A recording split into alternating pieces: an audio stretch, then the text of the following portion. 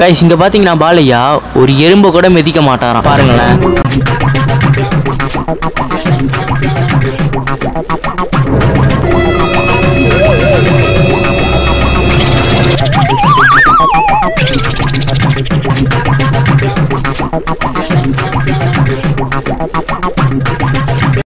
முடியல முடியல.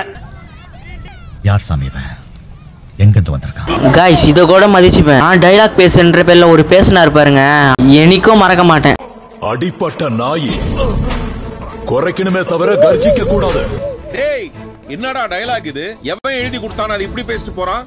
கைஸ் இத விடுங்க கைஸ். ஆனா கோடாலிய கோல்டு மெடல் மாதிரி குத்தி வச்சிருந்தாரு பாருங்க, அதுல தான் எனக்கு லைட்டா தலை சுத்துது.